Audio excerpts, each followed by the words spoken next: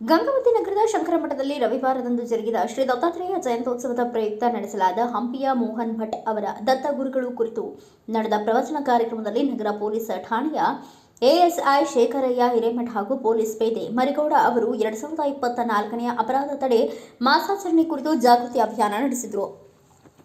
ದಿನದಿಂದ ದಿನಕ್ಕೆ ಅಪರಾಧ ಸಂಖ್ಯೆಗಳು ಹೆಚ್ಚಾಗುತ್ತಿರುವ ಹಿನ್ನೆಲೆಯಲ್ಲಿ ಪ್ರತಿಯೊಬ್ಬರೂ ಮೋಸ, ವಂಚನೆ ಇವುಗಳಿಗೆ ಬಲಿಯಾಗದಂತೆ ಎಚ್ಚರಿಕೆ ವಹಿಸಬೇಕು. ಯಾವುದೇ ಅಪರಿಚಿತ ವ್ಯಕ್ತಿಗಳು ಮೊಬೈಲ್ ಕಾಲ್ಗಳನ್ನು ರಿಸೀವ್ ಮಾಡದಂತೆ, ಯಾವುದೇ ಕಾರಣಕ್ಕೂ ತಮ್ಮ OTPಗಳನ್ನು ಯಾವುದೇ ಕಾರಣಕ್ಕೂ ನೀಡದಂತೆ ಎಚ್ಚರಿಕೆ ವಹಿಸಬೇಕು. ವಿಶೇಷವಾಗಿ ಮಹಿಳೆಯರು ಸಾರ್ವಜನಿಕ ಸ್ಥಳಗಳಲ್ಲಿ ಬೆಲೆ ಬಾಳುವ ವಸ್ತುಗಳನ್ನು ಧರಿಸದೇ ಸರಳ ಜೀವನಕ್ಕೆ ಮುಂದಾಗಬೇಕು ಎಂದು ಸಮಗ್ರ ಮಾಹಿತಿ ನೀಡಿದರು. ಈ ಸಂದರ್ಭದಲ್ಲಿ ಧರ್ಮದರ್ಶಿ ನಾರಾಯಣರಾವ್ ವೈದ್ಯ, ರಾಘವೇಂದ್ರ ಅಳ್ವಂಡಿಕರ್, ಶ್ರೀಪಾದ ಮುದೋಳ್ಕರ್, ಜಗನ್ನಾಥ್, ಸುಜಾತ ಸೇರಿದಂತೆ ಉಪನ್ಯಾಸಕರಾಗಿ ಆಗಮಿಸಿದ ಮೋಹನ್ ಭಟ್ ಅವರು ಇತರರು ಉಪಸ್ಥಿತರಿದ್ದರು. ಇವತ್ತು ದತ್ತ ಜಯಂತಿ ಕಾರ್ಯಕ್ರಮ ಮಾಡ್ತಾ ಇದ್ದೀವಿ. ನಿನ್ನೆ ಸಾಕಷ್ಟು ರೀತಿಯಿಂದ ಅತ್ಯದ್ಭುತವಾಗಿ ಕಾರ್ಯಕ್ರಮ ನಡೆಸಿಕೊಟ್ಟಿದ್ದೀವಿ. ಇವತ್ತು ಕೂಡ ಕಾರ್ಯಕ್ರಮ ಪ್ರಾರಂಭ ಮಾಡಿದ್ದೀವಿ.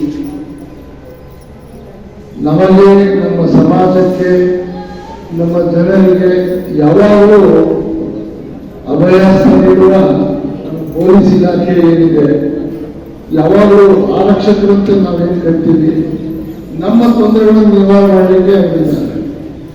ಆ ತೊಂದರೆಗಳನ್ನು ನಿವಾರಣೆ ಮಾಡಿದಾಗ ಕೆಲವೊಂದು ವಿಷಯಗಳು ನಿಮ್ಮೆಲ್ಲರ ಜೊತೆಗೆ, ವಿಶೇಷವಾಗಿ ಹೆಣ್ಣು ಮಕ್ಕಳ ಜೊತೆಗೆ ಹಂಚಿಕೊಂಡ್ರೆ ನಮ್ಗೆ ಬಹಳ ಸಂತೋಷ ಅನಿಸ್ತಕ್ಕಂಥ ವಿಚಾರ ಮಾಡಿದಾಗ ನಿಮ್ಗೆಲ್ಲ ಗೊತ್ತಿರ್ಬೋದು.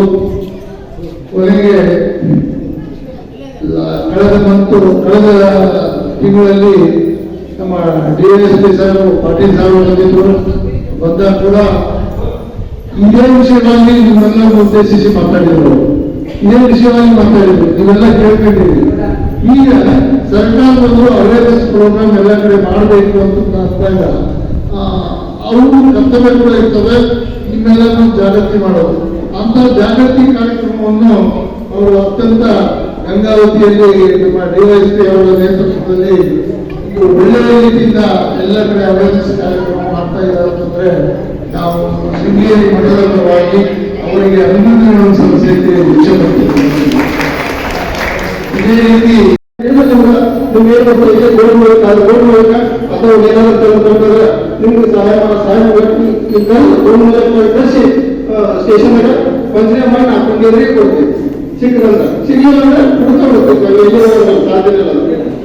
ಆಮೇಲೆ ನಿಮ್ಮ ಏನಾದ್ರು ಸಲ ಇದೆ ಹೇಳಿ, ಯಾವ್ದಾದ್ರು ಸಮಸ್ಯೆ ಅತಿ ಮುಗಿಸಿ ಜಗಳ, ಕಮ್ಯುನಿಟಿ ಜಗಳ, ಜಾಗೃತ ಜಗಳ ಅಥವಾ ಪೂಜಾ ಕಾರ್ಯಕ್ರಮ ಕಾರ್ಯಕ್ರಮಗಳು ಜಗಳ ಇರ್ತಾವ, ಗ್ರಾಮ ಸಂಘಟನೆಗಳ ಕುರಿತು ಜಗಳ ಇರ್ತಾವ. ಅಂತ ಜಗಳ ಗೊತ್ತಿದ್ರೆ ನಿಮ್ಗೆ ನಿರ್ಭಯವಾಗಿ ನಾವು ಸಲಹೆ ಏನು ಕೊಡಬೇಕು ತಗೊಂಡ್ಬರ್ತೀವಿ.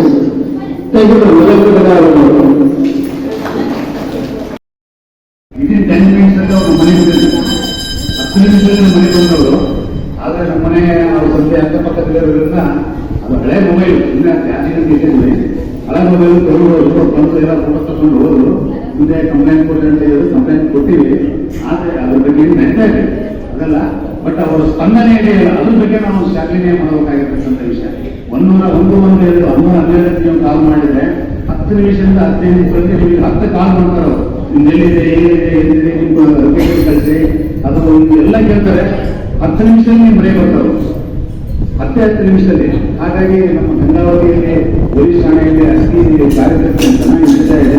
ಮತ್ತು ಇಲ್ಲಿರ್ತಕ್ಕಂಥ ನಮ್ಮ ಇವರು ಪೊಲೀಸ್ ಇಲಾಖೆ ಇರ್ತಕ್ಕಂಥವ್ರು ಆಲ್ಮೋಸ್ಟ್ ನಮ್ಮ ಮಠದ ಸುತ್ತಮುತ್ತ ಯಾವಾಗಲೂ ಸತತವಾಗಿ ಇದೇ ಇರ್ತಾರೆ. ನಾವು ಯಾವಾಗಾದ್ರೂ ನೋಡ್ತಾ ಇರ್ತೀವಿ. ಹಾಗೆ ಇಲ್ಲಿ ನಮ್ಮ ಕಾರ್ಯಕ್ಷಮತೆ ತೋರಿಸ್ತಾ ಇರ್ತಾರೆ. ನಾವು ಯಾವತ್ತಾರ ನೋಡಿ ಇಬ್ಬರು ನಮ್ಮ ಅಧಿಕಾರಿಗಳಿದ್ದಾರಲ್ಲ ನಮ್ಮ ಮಠದ ಸುತ್ತಮುತ್ತ ಇರ್ತಾರೆ. ಹಾಗಾಗಿ ಅವರಿಗೆ ವಿಶೇಷವಾಗಿ ನಾವು ಮಠದ ಪರವಾಗಿ ಇನ್ನೊಮ್ಮೆ ಅಭಿನಂದನೆ ತಿಳಿಸಲಿಕ್ಕೆ ಇಷ್ಟಪಡ್ತೇವೆ. ನಿಮ್ಮಲ್ಲಿ ರೊಕ್ಕ ಗೋಚರಾಗಲಿ ಅಂತೆಲ್ಲ ಕೆಲಸ ಆಗ್ತವು. ಒಂದು ವಿಷಯ ಮಾತ್ರ, ನಮ್ಮ ಬ್ಯಾಂಕಿನ ಸಿಬ್ಬಂದಿ ಕೂಡ ಇಲ್ಲಿ ಅವೇರ್ನೆಸ್ ಇದ್ದಾರೆ. ಬ್ಯಾಂಕಿನಲ್ಲಿ ಕೂಡ ಅವೇರ್ನೆಸ್ ಮಾಡಲಿ. ಒಂದೇ ಒಂದು ವಿಷಯ ನಿಮಗೆ ಹೇಳಲಿಕ್ಕೆ ಇಚ್ಛೆ ಪಡ್ತೀನಿ.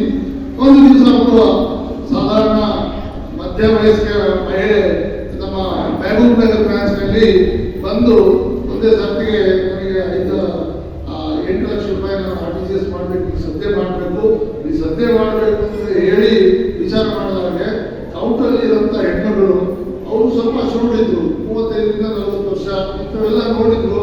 ನೋಡಿ ಯಾಕೆ ಮೇಡಮ್ ನಿಮ್ಗೆ ಏನು ಯಾಕೆ ಸ್ವಲ್ಪ ಸುಸ್ತಾಗ್ತಿದೆಯಲ್ಲ ಯಾಕೆ ಏನು ಅಂತಂದ್ರೆ ಅವ್ರು ಏನಿಲ್ಲ ಸುಮ್ಮನೆ ಕೈ ಮಾಡ್ತಾ ಇದ್ರು ಅಂತ. ಅಂದ್ರೆ ಡಿಜಿಟಲ್ ಅರೆಸ್ಟ್ ಅಂತಂದ್ರೆ ಮೊಬೈಲ್ ಅಲ್ಲಿ ಆನ್ಲೈನ್ ಅಲ್ಲಿ ಇಟ್ಕೊಂಡು ನೀವು RTGS ಮಾಡಿ ತೋರಿಸಿ ಆಮೇಲೆ ಹೋಗ್ಬೇಕು ಅವ್ರಿಗೆ ರೊಕ್ಕ. ಅವ್ರು ಸುಮ್ಮನೆ ಕೈ ಮಾಡಿದಾಗೆ ಅವ್ರಿಗೆ ಮೇಡಮ್ ಇದು ಗೊತ್ತಾಗಿ ಸೀದಾ ಮ್ಯಾನೇಜರ್ ಕರ್ಕೊಂಡು ಹೋಗ್ಬೇಕು. ಕರ್ಕೊಂಡು